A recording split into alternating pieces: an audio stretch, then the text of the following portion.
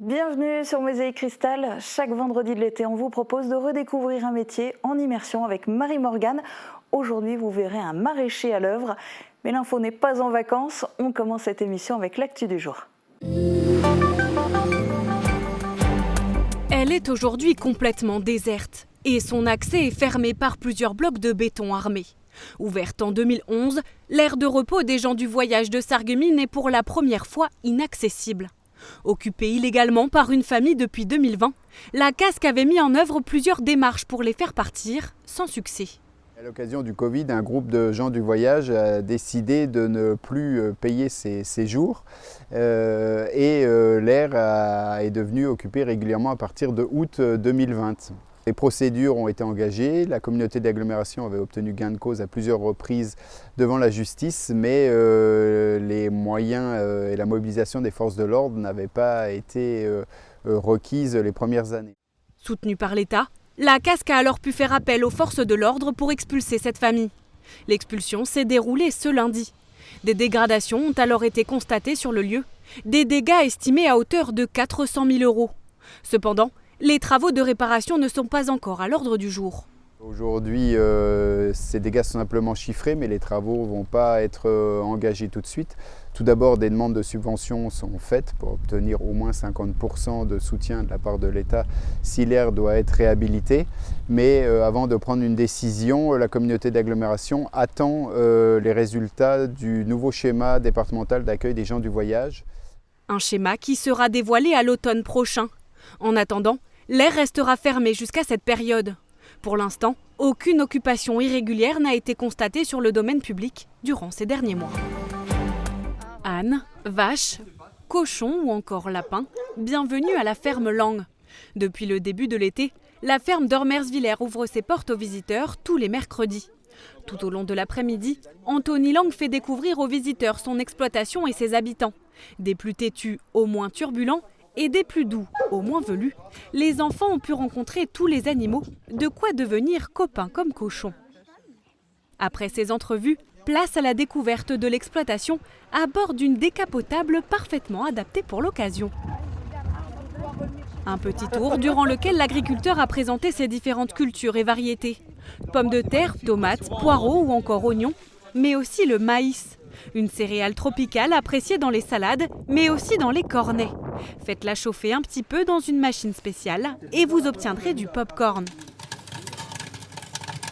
Un produit original pour la région, mais qui fait l'unanimité pour clôturer cet après-midi de découverte. De quoi combler les apprentis fermiers. C'était bon enfant, c'était agréable et puis le soleil était là et puis non c'est bien. On a bien aimé avec les enfants le tour en tracteur, c'était génial. C'était bien, c'est pas la première fois que j'y vais, je connais déjà un peu. J'ai aussi appris des trucs. Une expérience familiale qui permet aux exploitants d'expliquer le fonctionnement de la ferme, de mettre en avant leurs produits, mais aussi de déconstruire certaines idées reçues et d'insister sur leur éthique de travail. Au jour d'aujourd'hui, les agriculteurs, notamment ici, pensent tous au bien-être animal, pensent tous au bien-être de la terre. C'est notre gagne-pain, c'est notre outil de production. Personne ne va tuer son outil de production directement, quoi. Les animaux, c'est notre vie, quoi. Donc on est avec eux le matin, le midi, le soir. La plupart, on les voit naître, on est là au début, on essaie que toute leur vie se passe du mieux possible. Voilà, quoi. Donc le bien-être animal, pour nous, c'est très important. Les visites à la ferme Lang se déroulent tous les mercredis après-midi durant tout l'été. Si l'envie vous prend, vous pouvez contacter l'office de tourisme du Pays de Bitche pour réserver vos places. Le tourisme se développe au Pays de Bitche. Début juillet, un nouveau gîte a ouvert ses portes dans les hauteurs du village de Sourtes. À Loré-du-Bois, c'est un petit coin de paradis réhabilité et aménagé par Laurette et Denis Délinger. Alors cette idée nous est venue lors de la période Covid qui avait démarré et puis on s'est aperçu qu'en fin de compte, en étant enfermés, beaucoup de gens ne pouvaient pas profiter de la nature. Nous avons la chance, nous, de pouvoir aller en forêt ou autre, mais c'est vrai que les gens de la ville ou les gens de l'extérieur n'ont pas cette possibilité. Et donc l'idée nous est venue par hasard avec des amis qui nous ont annoncé qu'il y avait une maison à Sourtes à vendre. Le hasard a voulu que nous sommes tombés sur cette maison et nous en sommes tombés un peu amoureux. Et donc mon mari et moi-même avons tout refait pour en faire un gîte et puis pouvoir accueillir donc les gens. Les travaux ont démarré en 2021. 2 ans et demi plus tard, le gîte accueille déjà ses premiers vacanciers. Cette semaine, c'est un groupe de 4 Belges qui est venu découvrir la région. On voulait venir ici pour le calme. On cherchait quelque chose pas très loin de chez nous. Ici, c'est à seulement 4 heures de route du nord de la Belgique. On a cherché notre gîte sur le site Airbnb et nous sommes tombés sur cette annonce. On voulait quelque chose de chouette, avec un petit jardin et un sauna. On aime la nature, on aime se reposer ici. On n'a pas besoin d'aller dans une grande ville, on veut juste être tranquille et ici, c'est parfait. La nature et le calme, pas de doute, le Beacherland est le bon endroit pour passer ses vacances en toute tranquillité. 11 000 relayeurs qui vont avoir cette chance de pouvoir porter cette belle torche. Symbole des Jeux, la torche olympique et paralympique qui servira à transporter la flamme dans tout le pays du 16 avril au 26 juillet vient d'être dévoilée. Imaginé par le designer français Mathieu Lehanner, l'objet en acier long de 70 cm pour 1,5 kg sera fabriqué par ArcelorMittal sur 3 de ses usines, dont 2 en Moselle. L'acier sera coulé dans la Loire, puis laminé à Florange. La tôle sera coupée en feuilles à voie-pie pour ensuite être façonnée. Ces sites ont été précieusement choisis pour leur capacité à produire un acier à empreinte carbone réduite. Au total, 2000 torches seront produites par ArcelorMittal pour les Jeux Olympiques et Paralympiques de Paris 2024. C'est 5 fois moins que lors des éditions précédentes des Jeux. Cindy Ergotte, originaire de Saint-Jean-Rohrbach, était destinée à cela. Créer son propre jardin pour le cultiver. Passionnée de jardinage dès son plus jeune âge, c'est principalement avec sa grand-mère que Cindy y prend goût. Cependant, c'est dans l'administration qu'elle commence sa carrière professionnelle. Elle va alors passer plus de 15 ans éloignée des champs et des cultures. Mais l'idée de concevoir son jardin reste toujours ancrée dans un coin de sa tête. Il y a quelques années, une étape importante va lui permettre de changer de vie. Quand on a acheté notre maison, qui est une ancienne ferme, en 2012, on s'est dit, vu le terrain attenant à la maison, on a grosso modo 1,5 hectare de terrain, on s'est dit qu'il fallait en faire quelque chose, quoi. Ce serait dommage de le laisser en friche et de ne rien en faire. Et voilà pourquoi ce projet de maraîchage est venu aujourd'hui, quoi, en fait, parce qu'il était déjà en attente, on va dire, depuis tout ce temps-là. La voilà partie pour une nouvelle aventure, créer seule sa propre exploitation de fruits et de légumes à Étain. Après avoir tout plaqué, elle se lance dans la création de son entreprise baptisée Au Jardin d'Étain. L'entreprise voit le jour en juin 2022, un projet qui lui aura coûté au total plus de 100 000 €, aidé par quelques subventions. 2 serres sont installées, une pour la culture et l'autre pour les semis. Une surface de 2200 m² en tout, où plus d'une 50aine de variétés de légumes bio seront cultivées. Labellisée bio, c'est le 8 juin dernier qu'elle a vendu ses premiers légumes, avec pour l'occasion la collaboration avec 3 autres agriculteurs. C'est pour plusieurs raisons qu'elle souhaitait revenir à la nature. Ce qui m'a donné envie de faire du maraîchage, c'était vraiment ce retour à la terre, retrouver des vraies valeurs, des choses plus simples et pouvoir créer mon entreprise et m'installer et faire quelque chose qui me passionne aussi et le partager avec mes futurs clients. La vente de sa production a lieu directement dans sa ferme tous les jeudis de 16h à 19h. Un choix important fait dès le début qui présente plusieurs avantages pour elle. De vendre directement la ferme, déjà ça permet de ne pas avoir trop de manipulation de légumes, de manutention, de chargement, de déchargement, de choses comme ça, quoi. Alors que dès qu'on se déplace, ça devient des contraintes supplémentaires, quoi, en fait, et ça prend beaucoup de temps. Le temps que je perds dans mes déplacements, où je ne suis pas là, je ne suis pas dans les champs en train de travailler. Donc au départ, non, je veux vraiment me concentrer sur le travail du champ. Son objectif est dans un premier temps de s'occuper de la culture de ces légumes et beaucoup moins de leur commercialisation.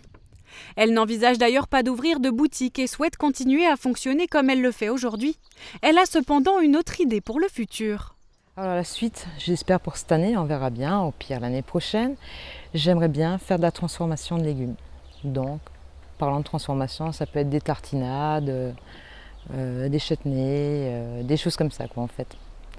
Car on a déjà un labo de transformation par le biais de l'exploitation de mon mari, des escargots. Et du coup, j'aimerais bien le réutiliser pour faire un peu de transformation en légumes. Avec l'aide de son mari, Cindy Ergot espère atteindre près de 20 000 € de chiffre d'affaires pour sa première année.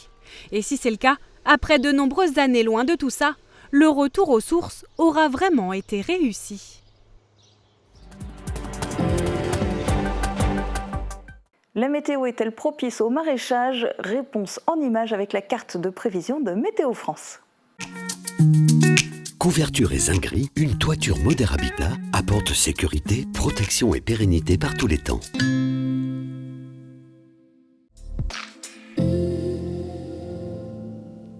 Bonjour tout le monde, on poursuit la semaine sur la même lancée, c'est-à-dire avec un ciel couvert et des averses, parfois entrecoupées de rares éclaircies.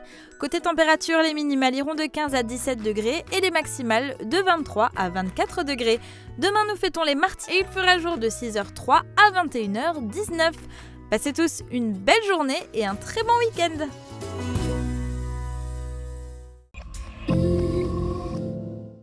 Et si vous rejoignez le Mibel Group? Dans une unité de production à taille humaine, basée à Sarreguemines et qui œuvre dans les domaines du bien-être, de la santé et de la beauté. Vous aimez le terrain et les challenges? Vous êtes organisé et réactif? Alors, rejoignez notre équipe en tant que cariste approvisionneur de ligne. Vous serez notamment amené à assurer nos flux internes dans le respect de nos procédures, sécurité et qualité. N'hésitez pas à postuler en envoyant votre candidature à rh.ondal@mibelgroup.com.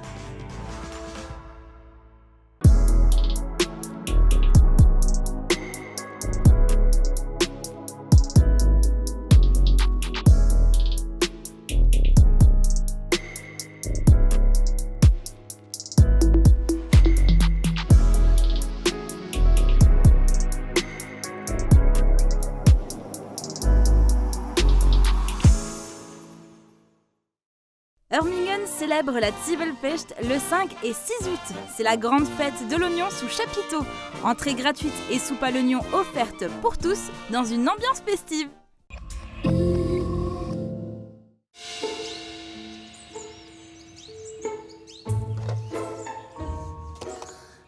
Papa, maman l'a encore caché son travail. Chérie, il faut que tu coupes avec tes dossiers. Ah mais je sais pas du tout comment il est arrivé là, hein. Peut-être que c'est Juliette ou Théo. Faut pas reporter la faute sur les autres, il faut assumer, maman. Je sais que t'as un travail prenant, mais faut arrêter. Oui, mais c'est le dossier Fressino, j'ai pas eu le temps de le clôturer avant de partir. Et toi qui nous dis qu'on doit lâcher nos écrans, maman! J'étais en train d'envoyer un mail à son patron. Oups, pardon. Je promets de ne plus utiliser mes écrans. C'est l'autre main. Hein? Ah oui. Tu peux retirer les comptes de la tablette aussi. Il faut que tu te détendes. Hein, t'as le droit de couper, toi aussi.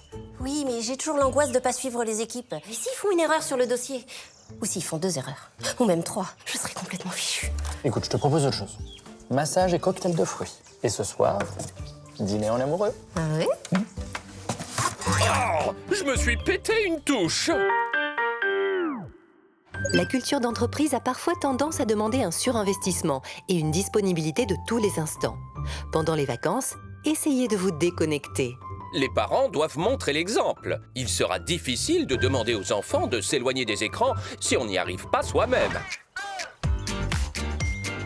Après m'avoir fait la morale, n'y pense même pas. Non mais je voulais juste regarder l'heure. Hein. Concentration. Le dos droit.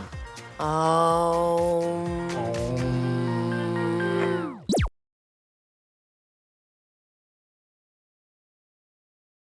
Direction le potager du Becherland pour se plonger dans le quotidien de David Bourrait, maraîcher à Schweyen.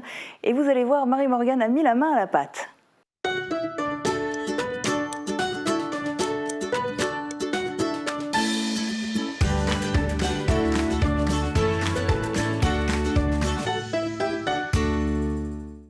Bonjour tout le monde, je suis ravie de vous retrouver pour cette nouvelle émission en immersion. Alors aujourd'hui, j'ai voulu découvrir le métier de maraîcher. Pour cela, je me suis rendue au potager du Beecherland à Schweyen et je vais rencontrer ici David, le chef d'exploitation. D'ailleurs, il doit être dans les parages. Il arrive.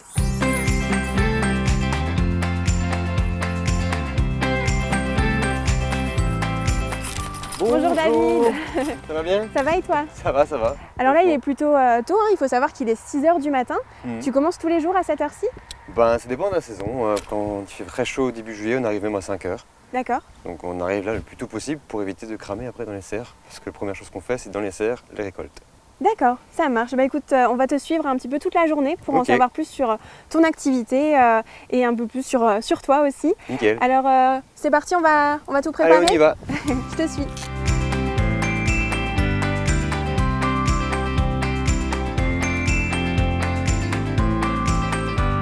Donc là c'est une grande exploitation, c'est sur combien d'hectares Alors là, on est en surface cultivée, on a à peu près 1,2 hectare. D'accord. 1,2 hectare de légumes et environ quelques arts de verger. C'est une grosse exploitation, oui et non, parce que la plupart des gros maraîchers qui travaillent avec des tracteurs, ils ont souvent plutôt une dizaine d'hectares. Ouais. Maintenant, des petits maraîchers diversifiés comme moi tournent autour d'1 hectare en général. D'accord. Donc voilà. Et donc là, on va démarrer avec la récolte, c'est ça? La récolte des tomates, parce qu'aujourd'hui, c'est les paniers. Ok. Donc quand on fait les paniers de légumes, on essaie de récolter tout le jour J, le jour même, pour que ça garde le maximum de vitamines. Que ça soit le plus frais possible. Le plus frais possible.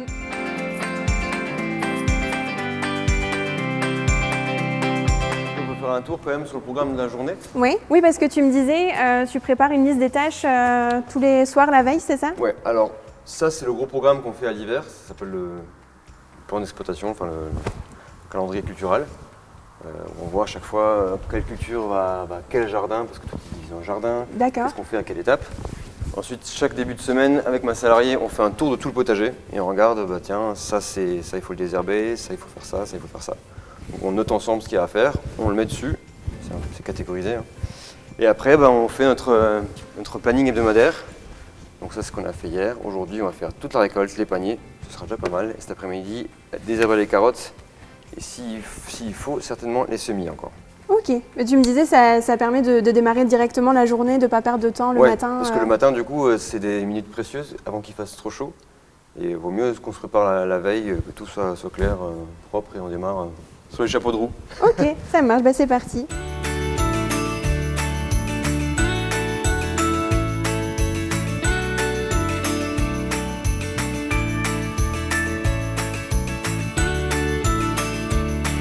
Donc cette exploitation a ouvert quand? Donc on a démarré les travaux en 2017. Avant ici c'était comme en face, c'était juste une prairie. D'accord. On a vraiment démarré officiellement en 2019. Et on a fait plein de travaux, on a fait le bâtiment nous-mêmes. L'irrigation automatique dans le sol nous-mêmes. Donc il y a encore du travail.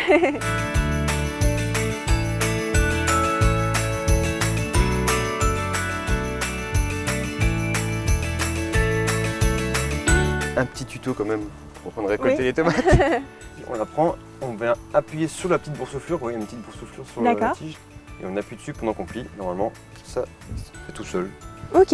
À part certaines variétés qui sont un peu récalcitrantes, normalement 90% ça va s'accoter comme ça. Et donc il faut faire attention à ce qu'elle soit déjà bien rouge. Oui. Alors, la particularité des tomates, c'est que même si celle-là n'est pas très rouge, vous voyez, c'est un fruit qu'on dit climactérique, ça veut dire qu'il va continuer à mûrir même une fois récolté. Ok.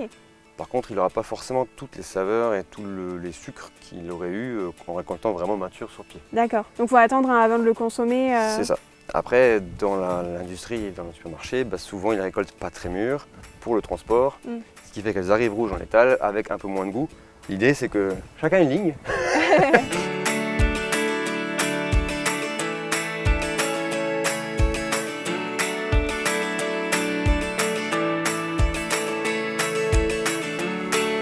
Bon, j'ai rempli ma première cagette de tomates.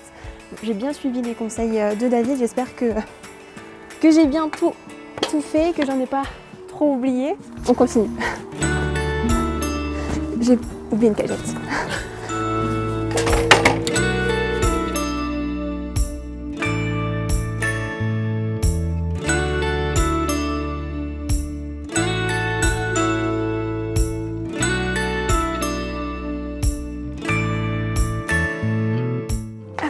On a déjà ramené pas mal de cagettes. Alors ça fait 1 heure qu'on est au niveau des tomates et je peux dire que c'est déjà fatigant. Et la journée n'est pas finie. Je pense qu'on va être bien fatigué à la fin de la journée. Donc là, on va direction les courgettes, c'est ça? Les courgettes, ouais, courgettes, concombres, pâtissons, tout ce qui est de la famille des cucurbitacées. C'est dans le même jardin.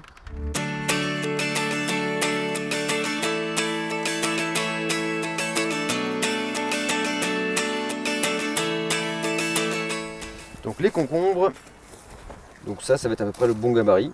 Ok. S'ils commencent à jaunir, tu sais qu'ils vont prendre de l'acidité ou de l'amertume. Voilà, du coup on les laisse sur place. Peut-être des fois vous allez en voir à gauche à droite.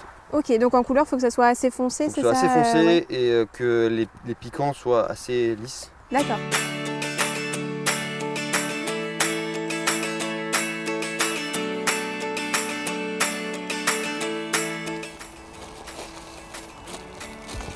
Je sais pas dans quel sens le couteau.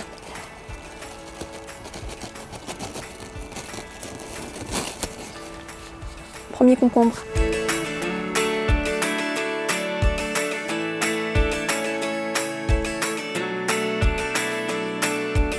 Donc David, dis-moi un petit peu, comment t'es venue l'idée de créer cette exploitation ici? Eh ben moi, avant d'être ici, j'étais pendant 5 ans à Nice, je faisais de l'ergonomie des logiciels. Donc rien à voir, l'ergonomie des logiciels, c'est faire en sorte que les sites web et les logiciels soient plus faciles à utiliser. Et voilà, je finissais ma thèse et je voulais un peu de changer de vie. Et me lancer dans le maraîchage. J'ai été vite rejoint par mon beau-frère qui lui faisait déjà ça depuis plusieurs années. Et on est arrivé ici en 2017, les premiers coups de pelleteuse pour mettre les serres, etc. En 2019, on a vraiment lancé l'exploitation, donc les premiers paniers, les abonnements. Et depuis 2021, je suis seul, donc l'année dernière j'ai passé seul, avec heureusement un gros coup de main de la ferme affable, alléluia, merci Antoine et Lorraine. Et cette année, je suis rejoint par Suzy, et ça fait vraiment du bien, parce que c'est quand même beaucoup de travail. Ça te fait un peu d'aide aussi, de soutien? Ah ouais, ça fait du soutien, et puis ça se force aussi à être mieux organisé, à vraiment bien cibler les tâches, parce que quand on est seul, en fait, on se balade, et en fait, toutes les tâches sont urgentes. Donc très vite on est dépassé au mode faut que je fasse ça et puis après je marche 5 minutes et puis il y a ça et en fait donc là être à deux ça permet de se dire ce matin on fait ça, demain voilà, c'est une meilleure organisation. Ce métier c'était pas une vocation, tu étais parti vers une autre carrière à la base tu as dû apprendre un peu sur le terre? Exactement, alors du coup j'avais refait un bac agricole, donc j'ai refait un bac après une thèse, donc ouais c'était rigolo et par contre, le plus gros de la formation, c'est l'expérience. Donc à l'époque, il y avait mon ex-associé qui, lui, avait une grosse base d'expérience, c'est vrai qu'il m'a beaucoup aidé là-dessus. Et on en apprend encore tous les jours. Et avant d'être vraiment en rythme de croisière, je pense qu'il faudra encore 1 année ou 2 pour vraiment se dire, là c'est bon, tout est maîtrisé, il n'y a plus qu'à exécuter. Mais c'est déjà pas mal. Et tu t'y sens bien aujourd'hui ici? Je m'y sens bien, bien sûr. Franchement, on est heureux, il fait beau, c'est quand même un beau métier, mais c'est aussi un métier où on stresse. Là, les années d'installation, pour moi, sont dures, parce qu'il y avait des travaux faits pour 2 personnes, et là, du coup, pour une seule personne, c'est comme des gros investissements, c'est une grosse charge de travail. Donc, il y a parfois, on est là, est-ce que j'ai bien fait? Oui, à terme, je sais que je serais content d'avoir fait, mais il y a des fois, on se lève et on est là, on voit tout le travail, on est là, waouh. Pourquoi je n'ai pas resté devant mon ordinateur?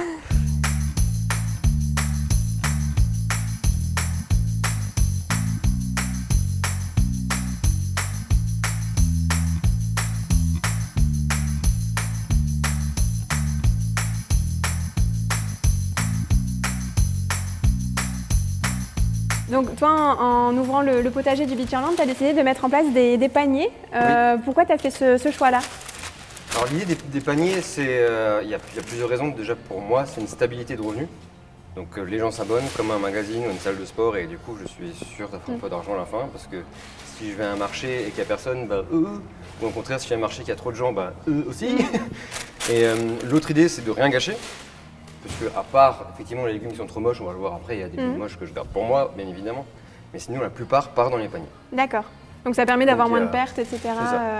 Ça permet aussi de s'organiser plus facilement parce que les légumes là ils ont presque été tous récoltés ce matin, donc c'est extrêmement frais. C'est beaucoup plus pratique pour moi et pour les gens, c'est la meilleure façon pour les gens d'avoir des légumes frais. Après c'est sûr que c'est des contraintes, mais Il y a des avantages et inconvénients, ça ne plaît pas à tout le monde, mais je pense qu'il y a quand même des gros avantages aussi. Et donc concrètement, ça fonctionne comment Alors concrètement, chaque semaine, moi j'ai un jour le mardi et un jour le vendredi. Donc le mardi, c'est surtout les paniers du potager et un petit point de dépôt à Rominster qui est tout proche. Donc les gens sont abonnés, chaque mardi ils viennent prendre leur panier. On récolte tout ce qu'il y a, on le divise par le nombre d'abonnés. Là cette semaine, il y en a 18 en formule hebdomadaire et 16 en formule bimensuelle. Parce qu'il y a des gens qui le prennent une semaine sur 2. D'accord. Et comme ils le prennent une semaine sur 2, ils n'ont pas toujours la même composition. Parce que s'il y a une semaine, je sais pas, je dis il y a une semaine, il y a un melon, la semaine suivante non, bah, les autres ils ne l'auront jamais eu. Oui. Donc j'ajuste toujours pour que les deux, il y a un peu de tout, un peu de tout. Et voilà, donc là on va préparer tous les paniers, on va préparer 34 paniers. Et tout à l'heure on ira les livrer.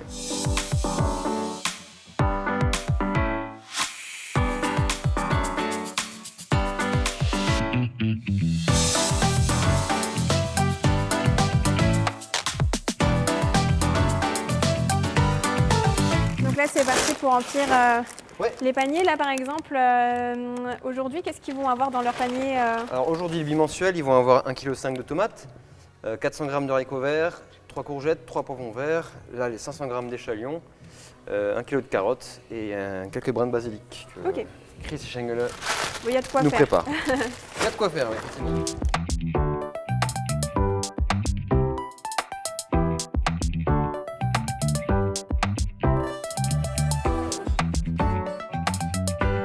Ça y est, tous les paniers sont prêts, ils sont bien remplis. Maintenant, c'est le moment de la pause et dans quelques instants, on retrouve David pour aller s'occuper de la livraison. Hop. Bon ben voilà, là il est 14h, c'est le moment de la livraison pour toi, c'est ça? C'est ça, mais je ne livre pas chez les gens eux-mêmes, je livre des points de dépôt. Donc là, on va tout de suite à Rominster, au magasin Jardin et Loisirs. Ok. Et puis c'est parti, on a une bonne vingtaine de paniers là-bas. Ça marche, on y va.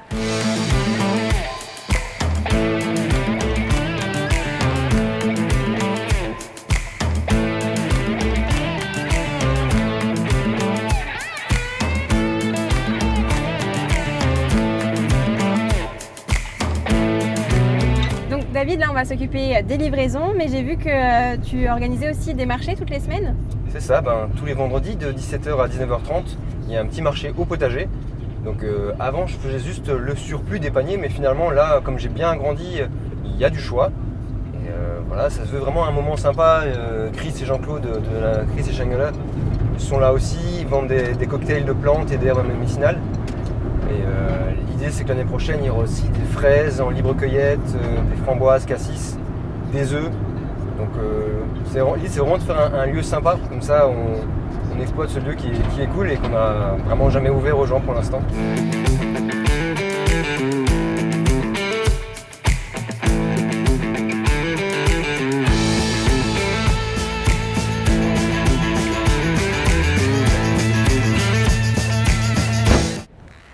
Donc maintenant on a fini la livraison, donc quelle est la suite?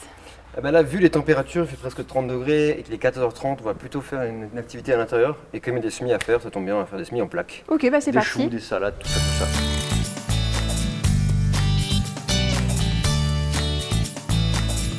52, 60 plaques. 60 plaques 60 plaques. Donc là, l'idée c'est, avec les mains, on répond juste, pour casser un peu les mottes, on répond juste dans les alvéoles. Ok. C'est pas la peine d'essayer de les tasser. On va les tasser avec une technique autre, qui ira plus vite, qui évitera de trop les tasser parce que, en gros, il y a un bon terreau, c'est quelque chose qui respire, qui fait en sorte que la terre ne soit pas trop tassée pour que les racines puissent bien explorer. D'accord.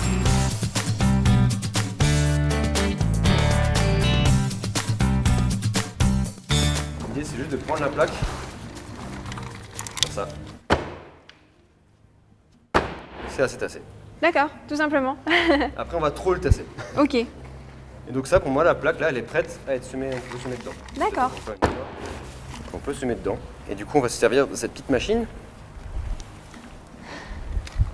Toutes les graines ne sèment pas avec ça, mais quand même, pour les grosses séries de choux,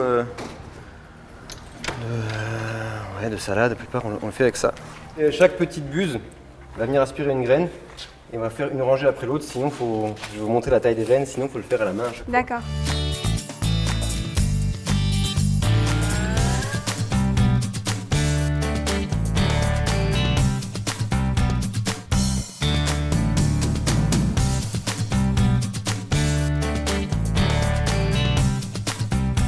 Dernière étape avant de remettre... On va quand même écrire ce que c'est. Alors j'écris dessus toujours C pour chou chinois. Le nom de la variété, c'est ce qui m'intéresse le plus. Et j'écris aussi la semaine à laquelle je l'ai planté. Bon David, il est temps pour moi maintenant de te laisser. Toi tu vas encore continuer jusqu'à quelle heure à peu près? Certainement vers 18h, hein. On fait des grosses journées en été. En hiver c'est plus calme, mais là c'est vrai qu'on en profite pour bourriner. On n'a pas trop le choix, il y a des champs qui s'enherbent, donc faut y aller encore. Oui, j'ai remarqué que c'était une journée assez sportive. Il faut beaucoup se déplacer parce qu'il y a beaucoup de terrain. Se mettre accroupi pour ramasser, porter les cagettes, etc. Donc franchement, c'était vraiment très agréable de découvrir ce métier à tes côtés. Et moi, j'ai une dernière question pour toi. Toi, qu'est-ce qui te plaît finalement le plus dans cette activité? Je dirais qu'il y a deux grandes choses. La première, c'est évident, c'est être au grand air, un peu libre, pour mettre la musique à fond si on veut travailler avec la musique. Et aussi le challenge de se dire il faut vraiment tout maîtriser, il faut vraiment tout comprendre. Et autant c'est décevant de voir une planche s'enherber, autant c'est très satisfaisant de se dire waouh, c'est nous qui avons fait ça et on a une belle récolte, des beaux choux, des belles carottes. Ça c'est vraiment que ça fait partie des choses qui sont satisfaisantes, quoi. Encore une fois, merci beaucoup merci de m'avoir accueilli. C'était vraiment c'était super. C'était vraiment top. Une bonne journée. Nickel. Et quant à vous, je vous retrouve très bientôt pour une nouvelle émission en immersion.